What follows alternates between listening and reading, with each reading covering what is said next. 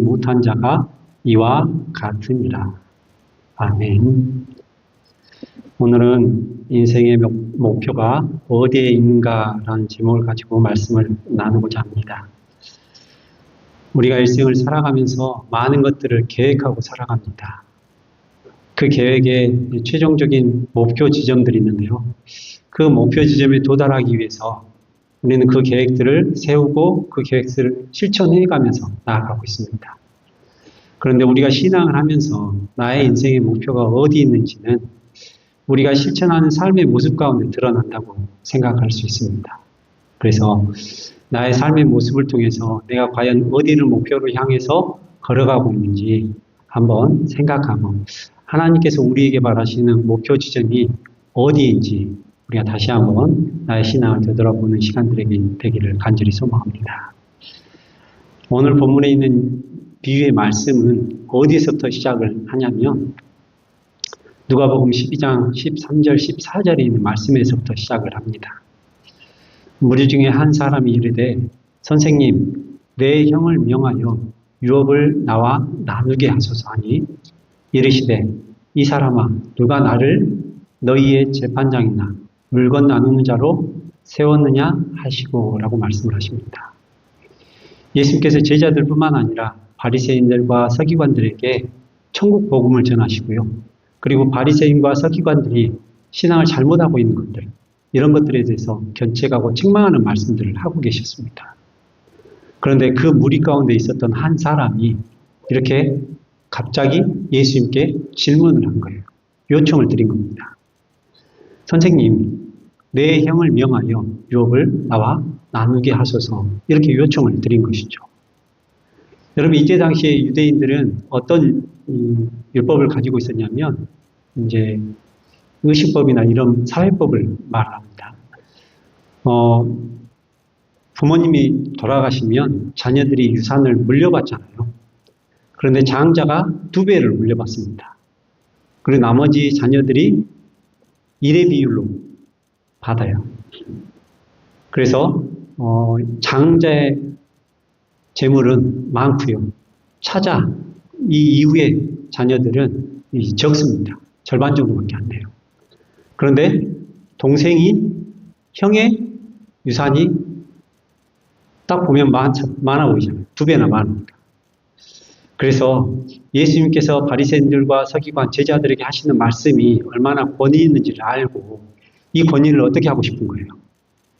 이 형에게 좀 부려주시면 좋겠다고 생각을 한 겁니다. 자기의 재물 얻는데 누구의 권위를 사용을 한 거예요? 예수님의 권위를 사용하고 싶은 거예요. 그래서 예수님께 이렇게 요청을 드린 것이죠. 이것에 대해서 실물교훈 253페이지는요, 이렇게 이야기합니다. 그리스도께서 엄숙한 교훈을 주시는 도중에 이 사람은 자기의 이기적인 기질을 드러내었다. 이 사람은 자기의 세속적 이익을 증진시키는데 도움이 될 수 있는 주님의 능력을 인식했으나 신령한 진리가 그의 생각과 마음을 사로잡지 못했다. 유산을 얻으려는 것이 그가 골똘히 생각하는 문제였다. 예수님께서는 많은 무리 중에 이 복음을 전하고 있으셨고 진리를 전하셨는데 그 무리 가운데 있었던 이 한 사람은 무슨 생각하고 있었던 거예요? 어떻게 하면 자기 재산을 늘릴까? 형에게 많아 보이는 그 재산을 내가 어떻게 하면 가져올까? 이 생각에 빠져 있었다는 것입니다. 그렇기 때문에 예수님께서 전하신 이 진리의 기별이 그의 마음 가운데 들어오지 않은 것이죠. 제가 살아가면서 예수님의 진리의 기별들을 많이 듣습니다. 많이 보기도 하죠. 그런데 우리가 딴 생각하고 있으면 이 진리의 기별이 들어올까요? 들어오지 않을까요? 안 들어옵니다. 제가 개인적으로 말씀 묵상들을 하시잖아요. 말씀 묵상을 하는데 저도 그런 경험을 가끔 합니다. 새벽에 말씀을 깊이 묵상해야 되는데 이런저런 생각으로 마음이 복잡하잖아요. 그러면 눈은 가 있는데 마음은 딴 데가 있습니다. 이런 걸 너무 많이 경험한다는 것이죠. 시간은 지났는데 페이지는 딱 넘어가는데 내 마음 안에 말씀이 진리의 기별이 들어오지 않는 경우를 많이 경험한다는 것이죠. 지금 이 시간도 똑같을 수 있습니다.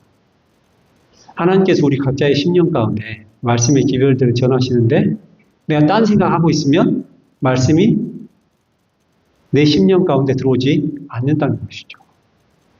그래서 우리가 말씀 앞에 나올 때, 예수님 앞에 나올 때 반드시 기도해야 되는 게 무엇이냐면 성령의 능력을 구하는 것입니다.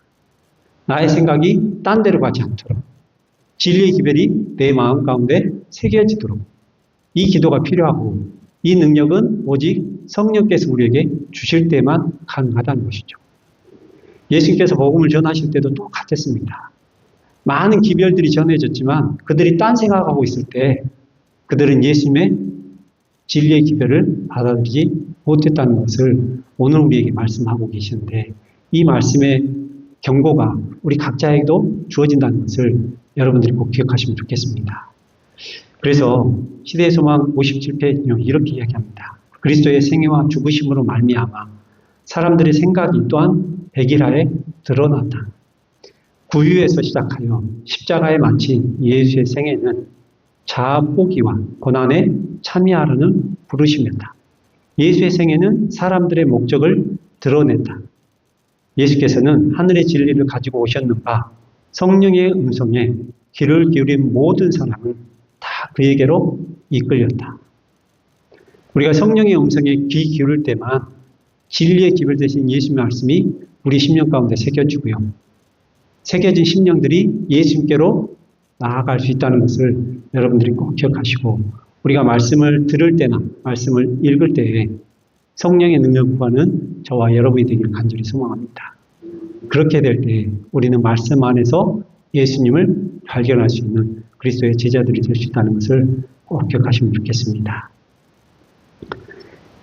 이 동생이 형에게 받을 재산을 예수님께서 좀 나눠주도록 그 권위를 좀 사용해 주시도록 요청을 합니다. 이 요청을 들었을 때 예수님께서 이렇게 말씀하십니다. 저에게 이르시되 삼가 모든 탐심을 물리치라. 사람의 생명이 그 소유에 넉넉한 데 있지 아니하니라 하시고 라고 이야기합니다. 예수님께서 내리신 해결책이 뭐냐면 그 동생이 가지고 있었던 마음에 어떤 죄를 품고 있었는지를 예수님이 직접적으로 말씀해 주십니다. 동생이 이야기한 것은 그 마음에서 비롯된 탐심에서 나왔다는 것을 예수님께서 지적하시면서 그 탐심을 버리라는 거예요. 사람의 생명이 그 소유가 많고 적음에 달려있지 않는다는 것입니다. 이 말씀을 보면 재물보다 뭐가 더 중요하다는 거예요. 사람의 생명이 더 중요하다는 것을 이 동생에게 이야기한 것입니다. 여러분 예수님께서 말씀하신 이 탐심은 동생이 이야기했던 재물을 이야기합니다. 직접적으로는 재물을 이야기하죠. 동생은 자기가 재물이 있는데도 그 재물을 더 가지고 싶은 마음이었어요. 그래서 형이 가지고 있는 걸 예수님의 권위를 통해서 더 가지고 오고 싶은 게 제 동생의 마음이었습니다. 그런데 이 동생이 가진 탐심이 오늘날 우리에게도 똑같이 있을 수 있다는 것을 예수님께서는 말씀하십니다. 여러분 재물뿐만이 아닙니다. 우리가 갖고 싶은 것들이 많잖아요. 뭔가 높은 자리를 갖고 싶은 사람도 있고요. 그리고 많은 재물도 갖고 싶지만 우리나라 사람들이 가장 갖고 싶은 게 뭐냐면 자가입니다. 자가. 자기 집을 소유하고 싶어요. 그런데 지금 경제적인 형편으로 놓고 보면 서울에서 자가를 소유하는 게 쉽지가 않습니다. 평생 월급을 모아도 자기 집을 소유하는 게 어렵다는 이야기를 합니다. 그래서 어려우니까 더 자기 집을 소유하고 싶은 마음이 들 수 있습니다. 우리에게는 많은 것들을 소유하고 싶은 마음들이 있습니다. 맛있는 걸 먹고 싶은 마음도 있고요. 이게 탐심이 될 수도 있습니다. 우리 안에 많은 탐하고 싶은 마음들이 있는데 이 탐심을 물리치라고 예수님께서는 말씀하신다는 것이죠. 그런데 여러분이 성경 인물 가운데 탐심을 생각할 때 가장 먼저 떠오르는 인물이 있으실까요? 탐심하면 떠오르는 인물, 여러 인물들이 스쳐 지나가실 수 있습니다. 근데 제가 말씀을 묵상하면서 제일 먼저 들었던 인물은 아간이었습니다. 아간. 하나님께서 분명히 이스라엘 백성들에게 명령을 내리셨어요. 그런데 아간은 이 자기가 가진 탐심을 물리치지 못해서 은밀하게 죄를 범합니다. 시날산에 아름다운 외투랑 은과 금을 하나님께서 명령하신 것들을 불순종함으로 인해서 자기의 것으로 취하죠. 아무도 모르게 취했습니다. 자기만 알고 있었죠. 그런데 하나님께서 그가 가진 탐심을 지적하셨습니다. 아이성이 조그마한 아이성을 함락시키는데 이스라엘 백성들이 거기서 패하잖아요. 아간의 죄, 한 사람의 죄로 인해서 이스라엘의 3,000명이나 넘는 병사들이 죽게 됩니다. 그걸 통해서 하나님께서는 아간이 어떤 죄를 가지고 있는지를 알려주고 싶으셨는데 끝까지 아간은 자기 죄를 고백하지 않고 버리지 않아요. 그로 인해서 아간이 결국은 멸망당합니다. 여러분, 근데 아간의 죄가 우리가 가진 작은 탐심 안에도 있다는 것을 여러분들 꼭 기억하실 필요가 있다는 것이죠. 그래서 부조와 선지자에서는 이렇게 이야기합니다. 522페이지인데요. 아간을 파멸시킨 무서운 죄는 모든 죄 중에서 가장 흔하고 가장 경히 여겨지고 있는 탐욕에서 기인된다. 다른 죄들은 조사하여 형벌하는 반면에 열째 계명을 유린한 죄는 좀채로 비난조차 받지 않는다. 탐욕은 점차적으로 발전하는 죄악이다. 아간이 품은 무력은 마침내 습관이 되어 거의 깨트릴 수 없는 족쇄처럼 그를 속박하였다. 이게 탐욕이 가진 무서운 결과라는 것입니다. 이게 재물이 될 수도 있고요. 어떤 사람이 명예가 될 수 있습니다. 어떤 사람은 나의 쾌락일 수도 있어요. 이 모든 것들이 내가 탐하는 죄라는 것입니다. 근데 이 죄가 좀채 우리 삶에서 뿌리가 뽑아지지 않는다는 것입니다. 그래서 예수님께서는 우리의 생명이 이 탐욕을 버리는데 달려있다는 것을 말씀하고 계십니다. 그래서 혹 나의 마음 가운데 다른 사람에게 잘 드러나지 않지만 내 마음 가운데 은밀한 내가 탐하는 것들, 내가 갖고 싶어하는 것들, 이런 것들을 잘 살펴보시고 예수님의 말씀에 따라서 이 갖고 싶은 마음들을 버리는 저와 여러분이 되길 간절히 소망합니다. 우리의 생명이 여기에 달려 있습니다. 내가 탐하는 것을 버리는 데에 달려 있다는 것을 여러분들이 꼭 기억하시고 나의 심령 가운데 가장 깊숙하게 아무도 모르는 이 탐심, 탐하는 마음, 이 마음을 버리는 저와 여러분이 되길 간절히 소망합니다. 그러면서 비유로 말씀하신 게 오늘 본문에 있는 말씀입니다. 누가복음 12장 16절에서 19절인데요. 또 비유로 저희에게 일러 가라사대 한 부자가 그 밭에 소출이 풍성하며 심중에 생각하여 가로되 내가 곡식 쌓아둘 곳이 없으니 어찌할꼬 하고 또 가로되 내가 이렇게 하리라 내 곡간을 헐고 더 크게 짓고 내 모든 곡식과 물건을 거기 쌓아두리라. 또 내가 내 영혼에게 이르되 영혼아 열에 쓸 물건을 많이 쌓아뒀으니 평안히 쉬고 먹고 마시고 즐거워하자 하리라 하네. 여러분, 이 부자는 밭에 소출이 많아졌습니다. 물론 그전에도 많았겠죠. 계속해서 소출이 많아지다 보니까 자기가 가지고 있는 곳간에 쌓아둘 곳이 없을 정도로 많아졌습니다. 이때 계획을 세웁니다. 자기 스스로 계획을 세운 것이죠. 어떻게 하느냐? 기존의 곳간을 헐고 더 크게 짓는다는 거예요. 여러분, 곳간이 더 크게 지으면 쌓아둘 것이 더 많아지겠죠. 많아지고 풍성해집니다. 풍성해질 때 영혼 보고 쉴 계획을 마련해 놓는 거예요. 여러분, 이 부자가 밭의 소출을 얻었습니다. 이 소출 누가 주셨을까요? 하나님께 주셨어요.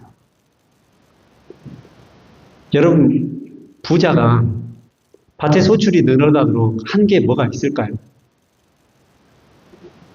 물론 풀도 뽑아주고, 풀도 뽑아주고 가서 많이 살펴봐 줬겠죠. 그런데 식물이 자라도록 싹이 트도록 하는 분이 누구세요? 하나님이세요. 자라도록 물을 주시고 햇빛을 주시는 분이 누구세요? 하나님이십니다. 그런데 이 부자는 자기가 얻은 소출을 누가 고생해서 얻은 걸로 알고 있어요? 자기가 잘해서 얻은 걸로 알고 있습니다. 그래서 모든 계획이 누구를 중심으로 되어 있어요? 납니다, 나. 하나님께서 그렇게 많은 것들을 베풀어 주셨는데, 베풀어 주신 은혜에 따라서 그가 소출을 얻었는데도 그 소출이 자기의 능력, 자기가 힘써서 얻은 것으로 생각을 했기 때문에 자기를 위해서 모든 계획을 세운 것이죠. 이것에 대해서 실물교훈 256페이지는 이렇게 이야기합니다. 이 부자는 모든 것을 하나님께로부터 받았다. 태양이 그 밭에 비치도록 허락되어 있었다. 이는 태양빛이 의로운 자와 불의한 자를 다 같이 비춰주기 때문이다. 하늘에서 내리는 소낙비도 악인과 선인에게 똑같이 내린다. 주께서는 채소를 무성하게 하시고 밭에서는 풍성한 소출이 나게 하셨다. 그러나 그는 자기가 받은 모든 축복의 근원이 되시는 하나님을 생각지 않았다. 여러분, 하나님께서 우리 끊임없이 많은 것들을 주십니다. 그런데 이 부자와 같은 생각을 품을 수 있는 것은 무엇이냐면 하나님께서 우리에게 주셨다는 것들을 잊어버릴 때, 그럴 때 우리 마음 가운데 이런 계획들이 세워질 수 있다는 것을 우리에게 경고하고 계십니다. 여러분, 우리가 살아가면서 얻는 모든 것들이 하나님의 은혜입니다. 내가 힘써 노력은 하지만 여러분, 내가 힘써 노력할 수 있는 건강은 누가 주셨을까요? 하나님께서 우리에게 생명을 유지시켜 주시고 모든 세포를 움직이셔서 건강하도록 붙들어 주십니다. 그렇기 때문에 우리가 하나님께 주신 능력으로 인해서 우리가 재물 얻을 힘을 갖고 있는 것이죠. 여러분, 내가 가진 모든 것들이 하나님의 은혜임을 꼭 기억하시길 바랍니다. 이 부자는 하나님께서 주셨는데도 주신 하나님을 기억하지 못했기 때문에 자기를 위한 계획을 세우게 됩니다. 그래서 16절에서 19절 사이에 보면요, 모든 주체가 누구냐면 납니다. 나. 내가 말했는데 나를 위해서 내가 수고했으니 나를 위해서 곡간을 만들고 나를 위해서 좀 쉬자는 것입니다. 여러분, 이 부자는 어떤 생각을 했냐면 자기 보상입니다. 내가 고생했으니 더 재물을 쌓아서 고생한 나에게 좀 보상을 해주자는 거예요. 노년에 쉴 수 있다는 거죠. 재물을 많이 쌓아두면. 이것에 대해서 실물교훈 256페이지는요. 그의 곡간이 가득 차 있었으므로 그의 걷어들인 여분의 곡식을 쌓아둘 곳이 없었다. 여러분이 만약에 쌓아둘 곳이 없을 정도로 곡간이 꽉 차 있다면 여러분은 어떻게 하시겠습니까? 부자처럼 더 큰 곡간을 지으시겠습니까? 아니면 그 쌓아놓은 곡간 안에서 넘치는 것은 나눠주시겠습니까? 부자는 전자를 택했습니다. 더 크게 지어서 더 많이 쌓아두고 싶은 것이죠. 나를 위해서 더 많은 것들을 보상해주고 싶은 것입니다. 그는 하나님께서 궁핍한 자들을 도와주도록 하기 위하여 이러한 재물을 자기에게 맡겨서 그분의 청지기로 삼은 것을 깨닫지 못했다. 그는 하나님의 구호물자를 나눠주는 사람으로서 매우 귀중한 기회를 가졌건만 그는 자기 자신의 안락만을 생각하였다. 이게 부자가 가지고 있었던 생각이었습니다. 여러분, 부자에게 재물을 주신 이유가 분명합니다. 부자에게 재물을 주신 이유는 뭐예요?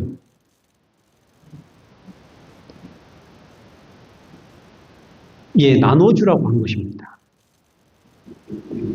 넘치도록 부어주신 것은 그에게 넘친 재물을 나눠주도록 하기 위해서 하나님께서 그에게 청지기 직분을 맡겨놓으셨다는 것이죠. 여러분, 이 말씀을 보면서 나는 재물이 안 넘치니까 나는 제외라고 생각하실 수 있습니다. 그런데 하나님께서는요, 재물이 많건 적건 간에 넘치도록 우리에게 주셨어요. 재물을 적게 주실 수 있습니다. 다른 걸 많이 주실 수 있어요. 재물뿐만 아니라 모든 것을 우리에게 주셨는데 여러분이 생각해 보셔야 돼요. 나에게 재물이 없으면 다른 무언가가 있을 수 있습니다. 넘치도록 주신 게 있다는 것이죠. 분명히. 그러면 넘치도록 주셨다는 것은 뭐냐면 그것을 다른 사람을 위해서 하나님의 영광을 위해서 사용하도록 하기 위해서 하나님께 주셨다는 것을 잊지 말라는 것입니다. 나는 재물이 없으니까 여기에 해당 안 된다고 생각하시면 안 됩니다. 하나님께서는 우리 없으면 없는 대로, 있으면 있는 대로 다른 사람과 나누고 하나님께서 맡기신 직분들을 잘 감당하도록 우리를 불러주셨다는 것을 여러분들이 꼭 기억하셔야 된다는 것이죠. 여러분, 우리가 두 손에 많은 것을 쥐고 있습니다. 여러분, 쥐고 있으면 받을 수 있을까요? 없을까요?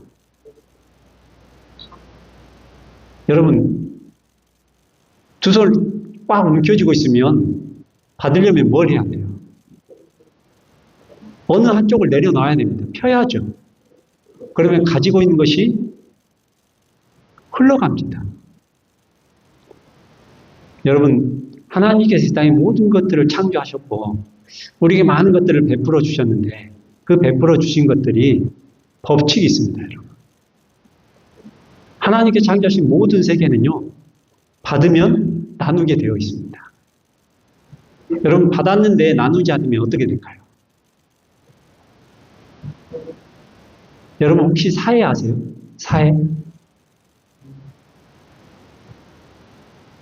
사회라는 바다가 있습니다. 바다는 아니죠. 바다는 아닌데 바다라고 이야기를 해요. 죽음의 바다라고 이야기를 합니다. 왜 사회가 죽음의 바다가 됐을까요? 예, 물이 흘러서 들어옵니다. 사해로 들어와요. 근데 이 물이 흘러서 들어왔는데 나갈 곳이 없어요. 나갈 곳이 없다 보니까 계속 고여서 염분이 높아집니다. 염도가 높아져서요, 바닷물보다 염도가 높아요. 염도가 높으니까 사람이 그냥 가만히 있어도 물에 둥둥 뜹니다. 염도가 높기 때문에 이 약한 피부에 노출이 되면 고통스러워요. 그만큼 죽음의 바다고 생명체가 살 수 없는 곳이 사회입니다. 하나님께서 이 땅의 모든 것들을 순환하도록 해놓으셨는데, 받으면 나누도록 해놓으셨는데, 이 하나님의 법칙을 어기잖아요. 그러면 결국 죽음입니다. 이 부자는 자기가 받은 것이 하나님께로 받은 것임을 기억하지 못하고 자기를 위해서 계속 씁니다. 그러면 결국 그의 생명이 위태롭게 된다는 것을 하나님께서는 우리에게 경고하시는 것이죠. 오늘 이 경고가 우리에게도 똑같이 주어진다는 것입니다. 그래서 교회 증언 2권에서는 197페이지에 이렇게 이야기합니다. 주님의 재림을 기다리며 사모한다고 말하는 사람들이 자기밖에 모른다. 고상하고 거룩한 것과 그들은 분리되었다. 세상의 착과 육신의 정욕과 안목의 전욕과 이생의 자랑에 너무 빠져서 그들은 눈이 멀게 되었다. 그들은 세상에 의해 부패하였지만 그 사실을 알지 못한다. 그들은 하나님의 사랑을 말한다. 그러나 그들의 열매는 그들의 말처럼 사랑을 나타내지 않는다라고 경고하고 있습니다. 우리가 하나님의 사랑을 말할 수 있지만 우리의 삶을 통해서 내가 어떤 계획을 세우고 어떤 삶을 살아가고 있는지 증거한다는 것이죠. 이 부자처럼 자기를 위해서만 살 수 있다는 것을 경고하고 계십니다. 하나님께서 끊임없이 우리에게 은혜를 부어주시지만 이 은혜를 내 것으로 받아들이면 우리는 이 부자처럼 영원한 생명을 잃을 수도 있다는 것을 우리에게 말씀하고 계십니다. 마지막 시대에 우리도 이 부자와 같은 생애를 살아갈 수도 있다는 것을 경고하시는 것이죠. 여러분, 공언하는 신앙이 아니라 삶으로 증거하는 신앙이 이 마지막 시대에 필요한 신앙이라는 것을 하나님께서 우리에게 말씀하고 계십니다. 그래서 혹 내가 세상에 가마가 내 삶에 들어와서 육신의 정욕이나 안목의 정욕, 이생의 자랑을 통해서 우리의 눈이 멀지 않도록 늘 깨어있기를 간절히 소망합니다. 나를 위한 계획이 아니라 하나님께 주신 것들을 어떻게 하면 하나님의 것으로 다시 돌려드릴 수 있을지 그것을 생각하는 우리 신앙이 되길 간절히 소망합니다. 이 부자가 그렇게 자기를 위해서 계획을 세웁니다. 부자가 잘 계획을 세우고 실행하면 참 편안한 삶을 살 수 있을 것 같은데 하나님께서는, 예수님께서는 이렇게 말씀하셔요. 20절에 하나님은 이르시되 어리석은 자여 오늘 밤에 내 영혼을 도로 찾으리니 그러면 내 예비한 것이 네 것이 되겠느냐 하셨으니. 여러분, 자기를 위해서 사는 것이 얼마나 어리석은지를 이 비유를 통해서 예수님께서 말씀하십니다. 열심히 자기를 위해서 계획했고 자기가 모은 것들, 자기가 누릴 것들을 계획을 했습니다. 자기가 수고했으니 자기에게 돌려주고 싶은 게 이 부자의 마음이었죠. 아주 계획은 철저했습니다.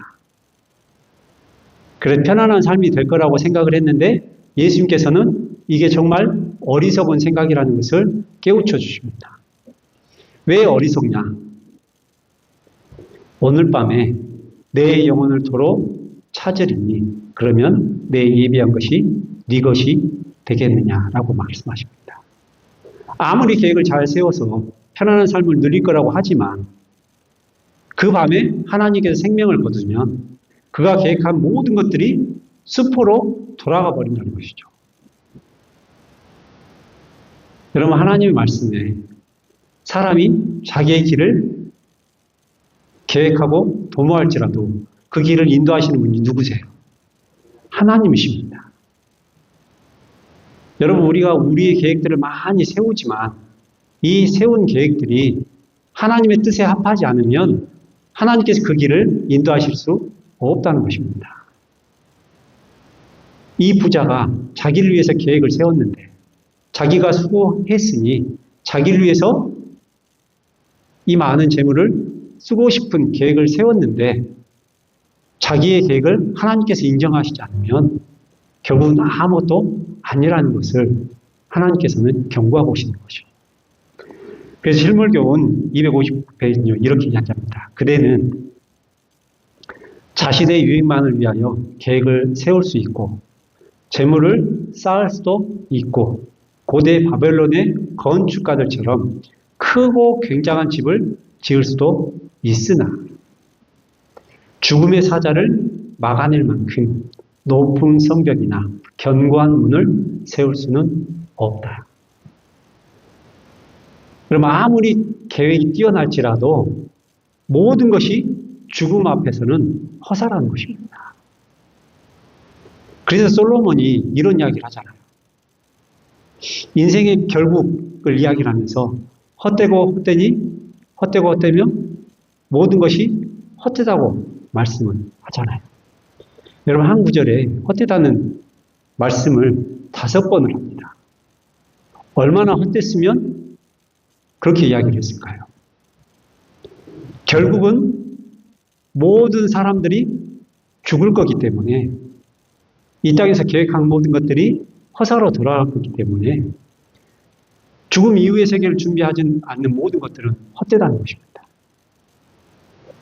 진시황이 그렇게 많은 것들을 가져서 더 누리기 위해서 영원한 생명을 얻고자 했지만, 이 땅에서는 영원한 생명을 얻을 수 있는 존재가 아무도 없다는 것이죠. 그래서 마태복음 16장 26절 말씀 보면, 사람이 만일 온 천하를 얻고도 제 목숨을 잃으면 무엇이 유익하리요? 사람이 무엇을 주고 제 목숨을 바꾸겠느냐라고 말씀하십니다. 이 땅에 많은 것들을 이루고 많은 것들을 해 나갔지만 목숨을 잃으면 아무것도 아니라는 것이죠. 그래서 우리가 이 말씀을 통해서 분명하게 기억해야 되는 말씀이 신물교훈 256페이지에 있습니다. 그리스도께서는 이 어리석은 부자의 비유로서 이 세상의 것을 저희가 소유할 전부로 삼는 자의 어리석음을 보여주셨다라고 말씀하십니다. 이 부자는 어떤 삶을 사는 사람을 대표하냐면, 이 땅에 살아가면서 얻는 것들, 이것이 우리가 살아가는 인생의 전부라고 생각하는 사람들의 어리석음을 보여준다는 것이죠. 여러분, 이 땅에 사는 삶이 전부가 아니라는 것입니다. 이 땅에 사는 삶을 통해서 우리는 뭘 준비를 할 수 있어요? 다가오는 세상을 준비할 수 있다는 것입니다. 그리스도인에게는 이 땅만 주어지는 게 아니고요. 예수님께서 이 땅에 다시 오실 때 새하늘과 새 땅이 분명히 약속되어 있습니다. 이 약속을 믿는 자는 어디를 준비해야 돼요? 이 땅을 살아가는 삶을 누리면서 내세를 준비하면서 다가오는 세상을 준비하면서 살아가야 된다는 것을 우리에게 말씀하고 계십니다. 이 부자는 현세만 살아갈 사람을 대표하는 거예요. 그러면서 이 땅에서 누릴 것만 생각하는데, 믿음의 백성들은 다가오는 세상에서 누릴 것들을 바라보면서 살라고 예수님께서 우리에게 초청하고 계십니다. 그래서 예수님께서 마지막 결론에 이런 말씀을 하셔요. 자기를 위하여 재물을 쌓아두고 하나님께 대하여 부여치 못한 자가 이와 같으니라. 여러분, 이 결국은 자기를 위하여 재물을 쌓아놓고 현세에서 이것들을 누리고자 하는 사람은 하나님께 대하여 부여치 않은 자라는 것을 말씀하고 계십니다. 내세가 준비되지 못했다는 것이죠. 그러면 이 말씀을 알고 있는 우리는 어떻게 해야 될까요? 하나님 앞에 부요한 자가 되어야 된다고 하나님께서 우리에게 초청하고 계시는 것이죠. 여러분, 우리가 하나님 앞에 부요한 자가 되려면 어떻게 해야 될까? 이 땅에서 주신 것들을 누리면서 사는 것도 중요하지만, 정말 하나님께 부요한 자, 하나님께서 귀하게 여기는 자, 이런 자는 베드로전서 3장 3절 4절에서 이렇게 말씀하십니다.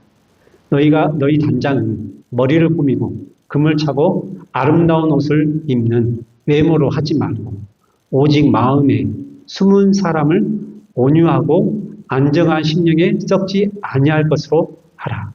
이는 하나님 앞에 값진 것이니라 라고 말씀하십니다.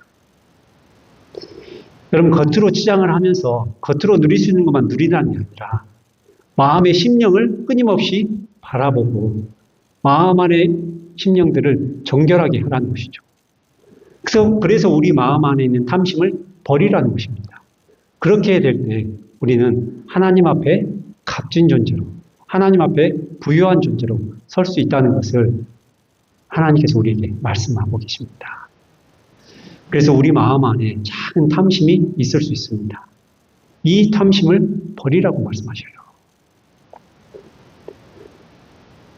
그래서 사도행전 423페이지는요, 이렇게 이야기합니다. 그는 누구를 이야기하냐면 사도 바울을 이야기합니다.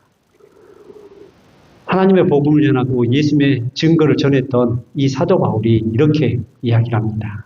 그는 분명히 심판날이 올 텐데 그때에는 모든 사람이 몸으로 행한 행위에 따라 보상을 받겠고 부나 직분이나 지위가 인간으로 하여금 하나님의 은총을 입게 하거나 죄의 결과에서 그를 구원하는데 무력하게 될 것이라고 선언하였다. 그는 이 생은 인간이 내세를 위하여 준비하는 기간임을 나타내었다. 인간이 현재의 특권과 기회를 소홀히 한다면 영원한 손실을 당하게 될 것인데 인간에게 새로운 유예 기간은 주어지지 아니할 것이다 라고 경고하고 계십니다. 여러분, 하나님께서 우리에게 많은 것들을 주셨습니다. 부자에게 재물을 주신 것처럼 우리 각자에게 가진 많은 것들을 주셨다는 것이죠.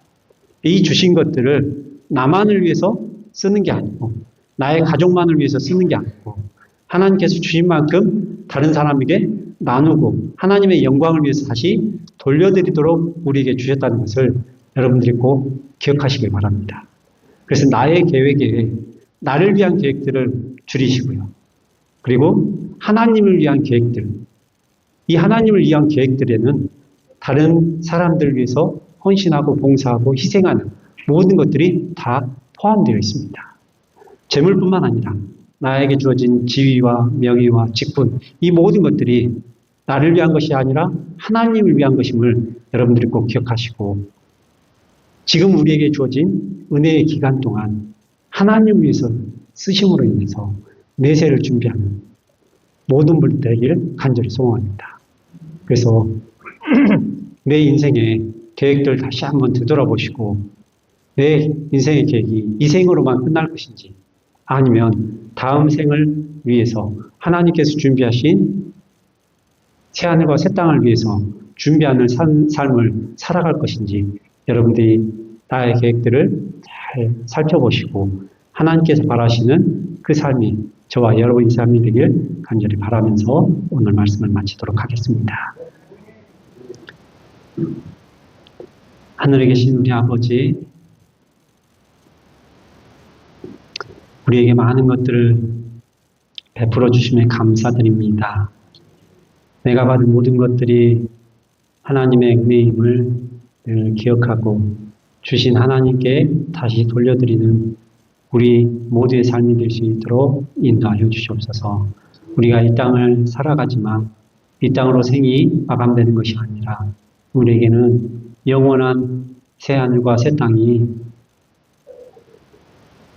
주어진 바 되었으니 이 새하늘과 새 땅을 이 땅에서 준비하는 믿음의 백성들이 될 수 있도록 우리 각자의 심령 가운데 함께 하여 주시옵소서. 우리를 죄에서 구원하시며 사랑으로 우리를 인도하시는 예수님 이름으로 기도드리옵나이다. 아멘.